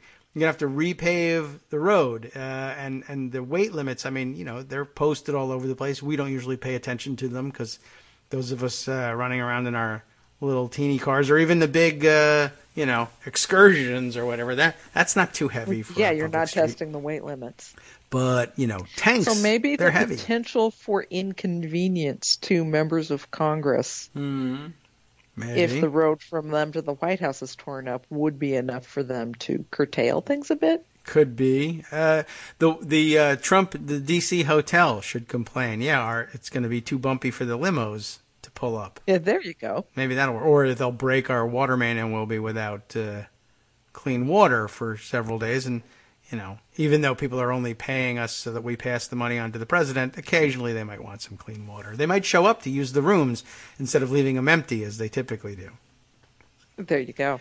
So, wow. Well, I don't know. I don't know whether they're going to be able to talk him out of this thing. And I assume he'd be not just as happy, but relatively happy if there were, marching soldiers and some bands and maybe a flyover or two. I think they can pull it off without wrecking the streets. Flyovers. He was really impressed with the flyovers that the French did. Look, that was a big deal. It flies in the air. It's so cool. So, well, that might satisfy him. He seems really intent on having the tanks, but that's just, well, what can I tell you? Maybe they could make cardboard replicas. And just say, vroom, 3D print them. Yeah. You could 3D print them. Oh, yeah, that's true. We could make them out of plastic and, 2 or 3 guys could probably carry it. Yeah. Or maybe it could even have wheels, and just a lot of people underneath it pushing it. Or floats. We could make floats. Put a 3D printed tank chassis on top of a smart car. Yeah. They're light. It'll work. We solved it. Okay. It's only a couple million. Don't tell him. Right. Well, he might try to jump on it and drive it at some point. That's possible. Although I'd love to see him put the Dukakis tank helmet on that hair. That'd be terrific. Sticking out in bunches. Hair videos this morning, I'm assuming. Yeah, it's amazing what they're. I don't understand. Like, he has a whole trademark hat and everything. Why doesn't he wear it on the way to the plane? Planes and helicopters, they create a lot of wind.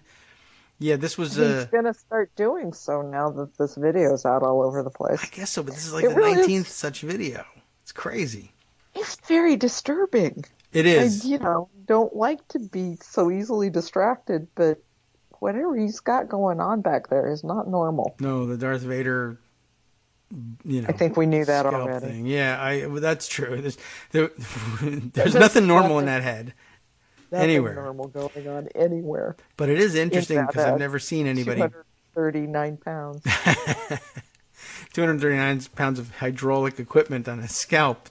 I don't know what he has there. He's apparently bald in the normal, like, male pattern baldness front area, but also the back of his head, which I guess accounts for the strange turban-like swirl that he gives to the hair. So, but he's growing it, I guess, in a strip from ear to ear. It comes down from the top. Yeah. Yeah. And is that evidence of the scalp reduction surgery that Ivana said he had in her book? I don't know. But it is very weird, and he's a bit of a weirdo for continuing this nonsense and getting it in his head that America needed to see Donald Trump's hair looking as close to the way it used to in the 80s as possible, and we don't care what kind of engineering has to happen to make it work. I don't know. He just decided he wasn't going to, age. He's got that in common with Steve Wynn. They both have, surgically tried to restore themselves to their glory days, and it just ends up looking ridiculous. The results are just going to be creepy. Yeah. That's all there is to it. Anyway, certainly more substantive things going on, but it was very funny to see his hair flying around. Always worth a mention. Always worth a mention. Trump being humiliated is one of our small joys in life. Yes. Because things are just so crummy in general. Yeah. You gotta have something. Yeah. We'll take it where we can find it. I'm sure you also have. I've got a pile of stories. Of course, we do have our break coming up in about a minute and a half or so before we'll start with the music. But I was trying to ease us in with getting the trivial stuff dealt with so that we could not have the big news broken. Right. We'll get into the good we stuff can hit after the budget. Sure. Oh yeah. Let everybody know what's going on. We're not going to shut down Thursday night. That's good. Maybe the move from Friday to Thursday helped in some way. It could have. I wonder. Although it means that the Democrats do not get to have their annual retreat. Oh. It was scheduled for Thursday and Friday, and they've had to cancel because of course, why would they have a retreat scheduled for a shutdown day? Yeah. I guess that probably happened before. All right. Well, So I guess they'll deprive themselves of the half-day ride somewhere, and I guess we won't be seeing any train accidents with them on board. They were going to Maryland. Okay. So, all right. Somewhere, not sure where. And I think they're going to put together some sort of makeshift conference/retreat effort, but I guess scaled back from what they usually do. So we've got news on that front, and I want to talk to you, of course, about the bizarro plan that, I don't know, somehow Ivanka has decided she wants to be involved in public policy again. Yes. And Family League. Yeah, and so they engineered up something. It sounds awfully dumb. We'll talk about it after the break, though. Absolutely.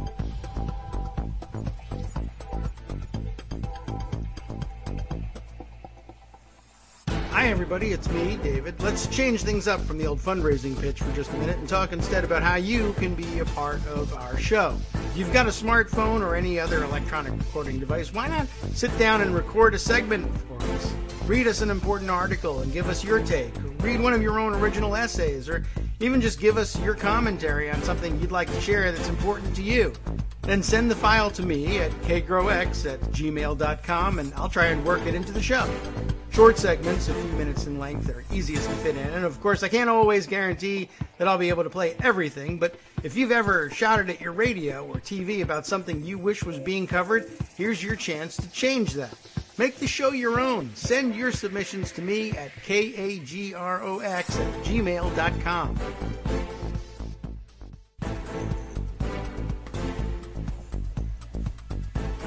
Welcome back now to the Kagro in the Morning Show here on Netroots Radio. Joan McCarter is still with us. We had a brief segment before the break. Now, after talking about Donald Trump's hair blowing wildly around, or whatever it is that's on top of his head blowing wildly around, we can turn to the substance of the non-governance that's going on.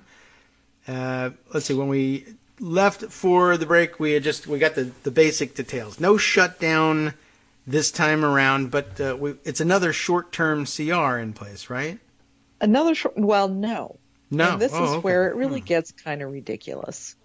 All right. Because, of course, it's Congress. Congress is ridiculous. They invented something The new? House spent yesterday working on this bill, a short-term spending bill that goes until March 23rd, that it knows the Senate will not pass. Oh. To get it through with just Republican votes and to keep the defense hawks and the Freedom Caucus happy, the bill includes a full year of increased Pentagon spending. It goes above the budget caps now in place for defense and includes a full year, but doesn't include any other domestic spending other than, thank God, community health centers. Somebody finally decided to care about community health centers. Well, that's nice. And they knew from the very beginning that the Senate was not going to pass this.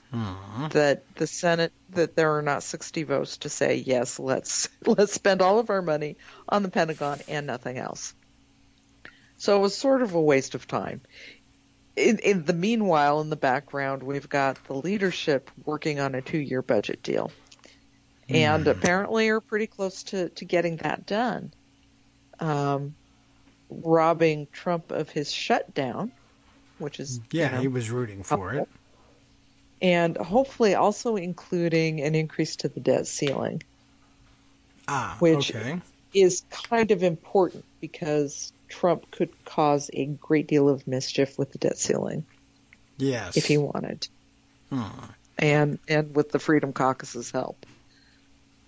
So what's likely to happen if this budget deal can't be wrapped up in the next day or so, Senate will go ahead and vote on the House bill. They'll strip out the defense spending in it, send it back, and presumably Democrats will help Paul Ryan pass it then to avoid another shutdown. And I think probably enough Democrats would do that. There are plenty of them who are really unhappy that the Dreamers got left out of this negotiation, that Senate Democrats decided to completely decouple immigration and the DREAM Act from budget and shutdown discussions. Yeah. So they're going to lose Democrats there. and they should lose Democrats there because that was a pretty crappy thing to do, to give up leverage on getting that done. So would the outcome then of this, if it works as expected, be again, short-term funding for the moment through March 23rd, right. Continue it at present levels, but with the addition of community health center funding? 2 years of community health center funding, yeah. Okay, and then we'd have until March 23rd to finalize the proposed 2-year deal for the balance of the budget. Right. Okay. Right. That and wouldn't be an awful get. Yes. No. Well, at that point. No, it would not be an awful get, provided immigration gets done. Yes. The outlines of it now, it's an additional $250 billion for this fiscal year and next year. So it's 2 years. Defense caps would be raised by $80 billion, while non-defense caps would be raised by about $60 billion. So not the dollar for dollar increase that Democrats have been pushing for, but an increase. Yes. Okay. Well. Because, by the way, deficits don't matter anymore to Republicans. Yeah. Well, you might as well utilize that, I guess, while it exists and try to get some spending done. Yeah. I mean, it's not. Yeah. I guess coupled with the last round, and given that there'll be one more round of at least brinkmanship in late March, and they're not going to finish early. So, but let's see, coming away, I mean, the DACA issue remains, and it will cause tremendous problems, both for, of course, the people who benefit from the program and, you know, are set to lose it, and for the elected officials who said, you know, we're going to have our fight here. Although it is, I guess we'd have to point out, coming away with 6 years of CHIP funding and 2 years of community health center funding, quiet wins in the background while waving the DACA thing around. But, you know, you have to recognize that never before have these programs been controversial or difficult to fund. Well, that's true, too. So there's been erosion there, but they are funded. So I guess we just have to take what we can get. True, I guess that's true. Never been a problem before. And by the way, when we're talking Dreamers, we need to recognize that the Hastert rule is no longer in effect. It's the Trump rule. What does it mean? What does it try? I mean, he passed bills that he knows Trump will sign. Oh, okay. Well, that's always sort of been quietly. No more Hastert rule. We can only pass stuff with Republican votes. It's Trump's world now. Trump has taken over the House, but we knew that already. Yeah, and I guess to some extent that's always hung out in the background. I mean, it's remained in the background because other presidents aren't crazy and they don't just veto stuff for no reason. But I guess now, if you limit yourself to only things Trump will sign, there's the possibility that he may, if he gets in a huff about something, what does he care? Yeah. He doesn't sign a bill. Well, he'd have to veto it, not just not sign it. But, well, okay. And we just have breaking news that Pelosi officially announces she will not support a caps deal without commitment from Ryan to vote on legislation to protect Dreamers. Okay, so they can't even get the defense cap deal done without some sort of, what is she asking for? A vote, a commitment to a vote? What is a vote? A commitment from Ryan to vote. Okay. Which they're probably at a point that she can secure that. Mm-hmm. Interesting timing as we were talking about the new Trump rule. Yes. Wow. All right. Well, not sure when she. Yeah. I mean, does that not run into the same problem that we've been berating Susan Collins for on the Senate side? Extracting promises. This is what they did on the Senate side. What Democrats did on the Senate side was saying, well, McConnell promises he'll give us a vote. Okay. So we will decouple these issues. All right. Well, we'll see how that works out. Let's see. So what other... I think that's... I mean, I hope we've demystified some of this. I mean, it is rather complex and weird, and having to discuss it in terms of what they really mean. Because so many things have been lumped in together. Because first it was Dream. Yeah. It's very complicated. It's been hard to track.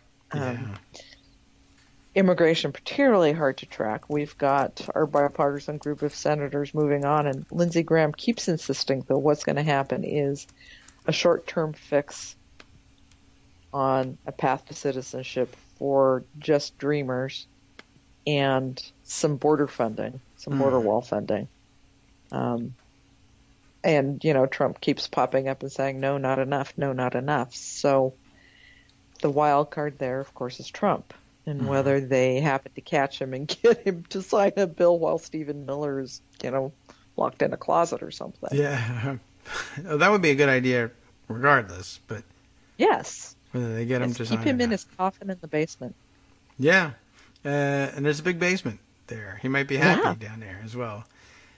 It's, I guess that's something I hadn't really considered because, trying to calculate out whether or not Trump is going to be sensible about something. I mean, is there any disadvantage for him of just running around and insisting, no matter what number you come back with, we're funding for the wall? He says it's not enough. I mean, he could just change his mind and say it has to be $200 billion.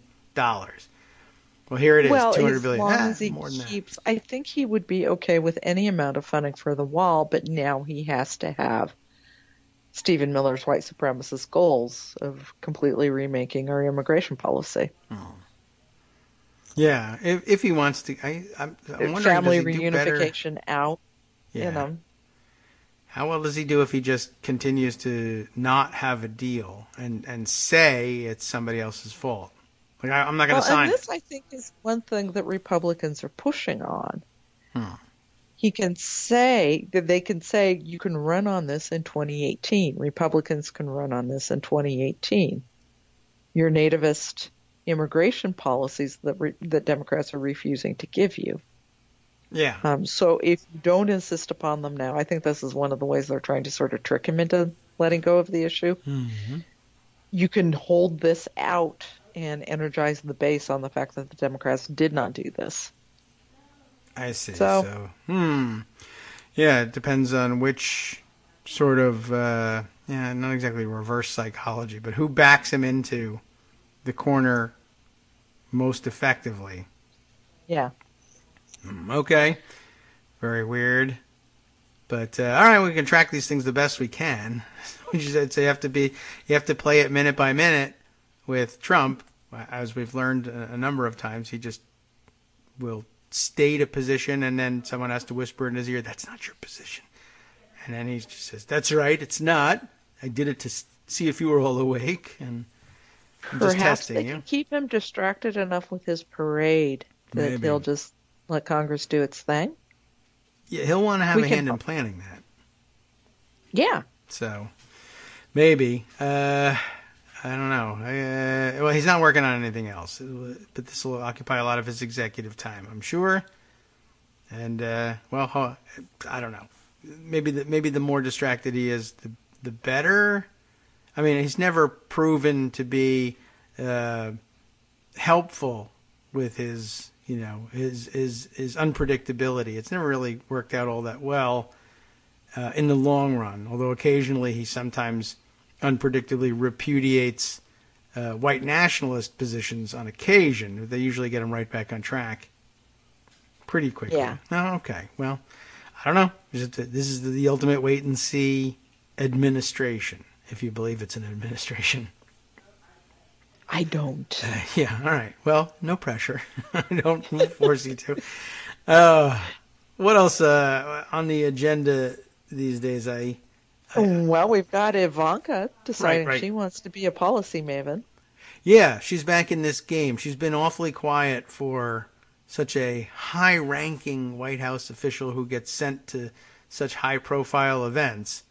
But I guess nothing comes of having gone to the G20, but she's going to do family leave, or thinks she is. This is the plan. She and Marco Rubio are working together on paid, they call it paid family leave.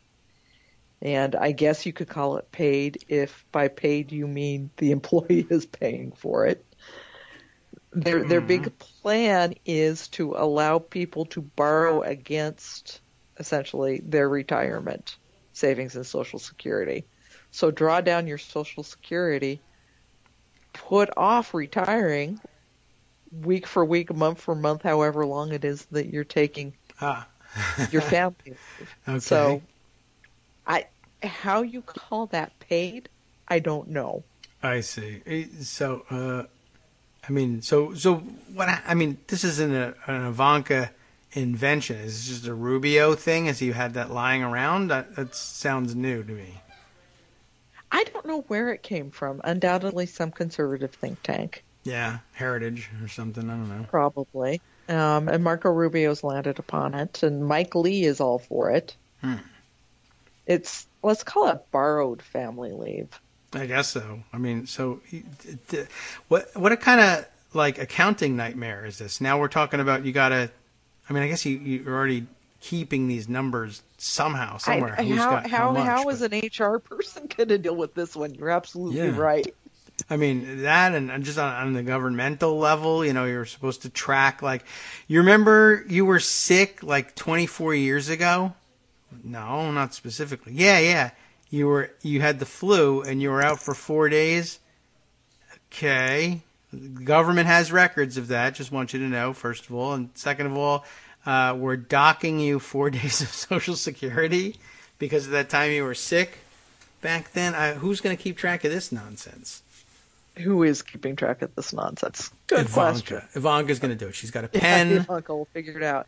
Well, if it meant that they would actually end up putting some money into Social Security and maybe even the IRS to upgrade their system so that they could track this kind of thing, that would be helpful. Yeah. Because both Social Security and the IRS are relying upon extremely, extremely outdated systems and inadequate staff right now. Giving them the added burden of having to do this is just insane. Yeah. That does sound, I mean, they're not able to handle their mission as it is. But, yeah, I don't know how they would work that one out. But even aside from that, you're right, it is pretty ridiculous how so paid family, it's family and medical leave, does it matter? I guess they'll let you, they'll it's help family you and steal medical money. leave, yeah. Huh. Yeah. No matter what you want to do. It's another effort. It's another Republican plot to undermine Social Security, essentially. Huh. Yeah. That is. It's a new and innovative way of doing it that supposedly is going to help people at one end by hurting them at the other. But I guess so. It's just one more attack on Social Security when it comes right down to it. That sounds unusual, but usually they're trying to get the money out of your hands and into some rich people's hands. But so what happens? So you take leave, and then money shows up. They mail it to you like a Social Security check, but they take it out of your non-existent Social Security lockbox and tell you in 20 years when you retire you're not getting this. I don't know. I don't think we've gotten to that point yet. Is it going to be your HR person messing with your payroll taxes and not withholding payroll to put into your paid leave? I don't know. Well, okay. I guess they'll maybe at some point let us know. But, Ivanka, not used to like releasing written plans for anything. But Marco Rubio, has played that game for a while. Anyway, I'm looking at your article on it. You posted this on, or it made the front page anyway, I guess on Monday. Or you posted it Monday. That's what the date stamp told me. Although the photo that you've got here. Now I'm always intrigued by this stuff every time I see a photo, and thinking back of Trump teasing Marco Rubio as little Marco. I just want to point out. Little Marco is really impressed with Ivanka. I guess so. I'm just pointing out they have this nice photo of the two of them entering the Capitol, and I'm obsessed with these details. Marco Rubio, 5'9", Ivanka Trump, 5'11", she is in gigantic heels and appears to all observances shorter than little Marco Rubio in heels, and he's 5'9". I don't know. I mean, did they have to boost Ivanka's height so that 6'3" sounded more plausible for Trump? Like, well, if she's 5'11", he's got to be 6'3" because he's taller than she is. You are on this again. I don't know why this is occupying all my time, but it's very weird that Trumps keep showing up in photographs with people that they say are short, and they're not taller than they are. I think that's weird. But more to the point, Social Security. Yes, that whole official sounding thing is very interesting too. Yes, it is. And so I am being paged. Okay. I have to go cover Nancy Pelosi speaking on the floor about the DREAM Act and Dreamers and DACA and her refusal to accept the budget deal unless she gets this commitment from Ryan. So I've got to run. I'm very sorry. That's okay. That's substance. It's got to get covered. And I keep hearing Barb ping me until I go into it. Send Barb in here next. Okay. Okay. Stop. All right. Well, thanks for stopping by. I know a little bit of an abbreviated visit. Yeah, not too much going on, but we've covered what they've got going on in Congress, and I guess still more to come when Nancy Pelosi speaks. We'll look for that on the front page shortly. Well, thanks, Kagro. Yes. Talk okay. to you next week. Thank you. Take care, Joan. That reminds me, of course, that she was saying that I needed to write up the issue of violation of House rules by using the feed of the State of the Union address for fundraising. And I said I was reluctant to do it then, and I still am now. But that reminds me, probably ought to get back to that because, who knows? It'll never be brought up. It'll be lost in the flood of Trump scandals. But it's worth documenting atrocities in case someone should pick it up later on. Speaking of documentation of atrocities, let's see. A few more items we'll try and squeeze in here before we take off for the day. Mother Jones has a new entry in the scandal annals, I guess. This one, of course, the scandal of trying to fake up a scandal on Obama. The Uranium One nonsense. Apparently, just like with the Nunes memo, this one now accidentally, I guess, debunked by Republicans themselves. This is a piece in Mother Jones by Dan Friedman. The Justice Department, that is to say, the Trump Justice Department, has apparently debunked the GOP's phony Uranium One scandal. It's been a bad week, he says, for Republican talking points. Let's take a quick look. Just days after the infamous Nunes memo, that enclosed in quotes, was greeted with widespread ridicule, another GOP talking point took a major hit Tuesday. Democratic lawmakers revealed that a whistleblower, that too in scare quotes, who congressional Republicans once suggested would reveal damning evidence against Hillary Clinton, had actually never even mentioned Clinton to the FBI. It didn't work out. No, I don't know why I thought of this as an Obama scandal. It was, I guess, during the Obama administration. But they, of course, want to hang it on Hillary Clinton because that's who they're obsessed with. So, fine. At issue is the 2010 sale of a uranium company with extensive U.S. holdings to a Russian firm. Republicans, including President Donald Trump, have charged that as Secretary of State, Clinton authorized the deal in exchange for donations to the Clinton Foundation. The allegations are misleading for a number of reasons, but Republicans have nonetheless sought to use them as a counterweight to the Trump-Russia probe. Democrats now say that senior Justice Department officials told House Oversight and Government Reform Committee staffers in a December 15th briefing. That was a long time ago. They've been crowing about Uranium One in the interim, and we didn't have this information. But they told them on December 15th that the whistleblower had offered no evidence about Clinton. You would think that in a scandal about Hillary Clinton there would be evidence about Hillary Clinton, but I guess not. The Justice Department officials also said during the briefing that they considered the whistleblower, who has now been identified in media reports as William Campbell, they have considered him too unreliable to use as a witness due to inconsistencies in his story. according to a letter sent Tuesday by Representatives Elijah Cummings of Maryland and Adam Schiff, the top Dems on the House Oversight Committee and Intelligence Committees. Those letters then sent to the Republican chairs of those panels. Devin Nunes back in the action. After hyping Uranium One throughout much of 2016 and 17, Republicans have grown relatively quiet about the issue in recent weeks. Instead, they've sought to focus attention on the controversial memo. It shouldn't be referred to as such, but whatever. Written by staffers of the House Intelligence Committee Chair Devin Nunes, attacking the process through which FBI agents sought a warrant to surveil Carter Page, a Trump campaign aide, you know who he is, suspected of acting as a Russian agent. Tuesday's letter may help explain why Republicans have largely stopped talking about the Uranium One whistleblower after raising the matter repeatedly last fall. The Department of Justice has now provided us with a detailed briefing that directly contradicts these Republican allegations, Cummings and Schiff wrote in their letter. Campbell has played a complicated but important role in the GOP efforts to attack the Trump-Russia story. Since the 2016 election, Republicans have pressed claims that Clinton improperly okayed the sale of Uranium One, a Canadian company with holdings in the United States, to a subsidiary of a Russian state-controlled uranium firm after the Clinton Foundation received donations from people connected to the company.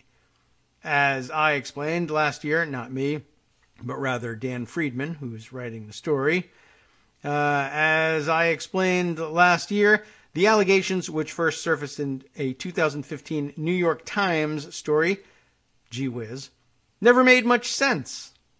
The Uranium One sale was unanimously approved by the Committee on Foreign Investment in the United States. We've heard that story before. It is, of course, made up of representatives from 9 separate federal agencies and chaired by the Treasury Department, not even chaired by state. State Department was just one of the member agencies. By all accounts, Clinton's role was nominal. In practice, Jose Fernandez, then the Assistant Secretary of State for Economic, Energy, and Business Affairs, represented state on the committee. He told the Times that Clinton never intervened with me on any matter the panel considered. It's not even clear if Fernandez briefed Clinton about the uranium deal. And Frank Giustra, the Clinton Foundation donor at the center of the Times story, who was responsible for $140 million of the $145 million in reported contributions, said he had sold his share of Uranium One 3 years before the Russian deal. Giustra said he never mentioned the deal to Clinton, whom he met at charity events. So a particularly ineffective way of currying favor with her, it seems, on behalf of Uranium One. Anyway, in October, a story in The Hill revived the issue by suggesting that a whistleblower, Campbell, had acted as an FBI informant when the Bureau prosecuted Vadim Makarin, an executive with a subsidiary of the same company that later bought Uranium One, for a scheme involving bribery and kickbacks related to the trucking of uranium. The article suggested that the Justice Department failed to provide information about the prosecution to the State Department and other agencies that could have blocked the Uranium One sale. Chuck Grassley, chair of the Senate Judiciary Committee, went so far as to call for a special counsel to investigate the Uranium One case. Well, of course, now DOJ says there ain't one. No case is what we mean. House Republicans went even further than Grassley, painting the whistleblower as key to exposing Clinton's ties to Uranium One. Representative Ron DeSantis of Florida told Fox News in October that Campbell could implicate Hillary Clinton in corruption. Well, apparently that never came to pass. We have the money that went to Bill Clinton for the speech, the $500,000, millions of dollars to the foundation from sources connected with Uranium One, DeSantis said. And then you have the approval of the deal on the CFIUS board, which Hillary Clinton was a member of in 2010. So we do have the quid, we have the quo. This informant, I believe, would be able to link those two together because he was right at the heart of a lot of what was going on at the time. Except it turns out He actually wasn't. That's weird. We now know that in that December 15th, 2017 briefing to the House Oversight Committee staff, Justice Department officials apparently knocked down this claim. The officials said at no point did this individual provide any allegation of corruption, illegality, or impropriety on Clinton, the Clinton Foundation, President Clinton, the Uranium One deal, or CFIUS. Cummings and Schiff wrote, they also confirmed that there were no allegations of impropriety or illegality regarding Secretary Clinton in any of the documents reviewed. Well, that's going to punch a little hole in things, I guess. Not that anyone will notice the damage having been done. Everyone will simply remember this as a huge scandal. Solyndra! It's still out there. Anyway, time for us to wrap up for the day. We'll be back tomorrow and Friday to catch up on all of the rest of the stories we haven't gotten to. But as we now hand the microphone over to Justice Putnam, we go to our favorite exercise of the day, letting you know what stories we missed that he'll be picking up. Just so long as you can stay tuned here to Netroots Radio, you'll hear all about them. Starting off in their Bistro Cafe on the West Coast Cookbook and Speakeasy, Maxine Waters smacks Steve Mnuchin for ignoring the Russia sanctions. Everyone loved smacking Steve Mnuchin. What else? Ex-cop and Bundy occupation militia leader Brandon Richard Curtis faces 266 years in prison after stealing $87,000 from his business clients. From Daily Kos Radio on netrootsradio.com. You have been listening to the Kagro in the Morning Show with David Waldman. Hey, it's almost like we consciously set the table for justice. We were talking about the Trump presidential transition. You recall, of course, that Mike Pence was in charge of that one. Did you know his name is suspiciously absent from the records of the transition committee? That's really interesting. And Justices Ginsburg and Sotomayor just sent a big signal that partisan gerrymandering is going down. Next.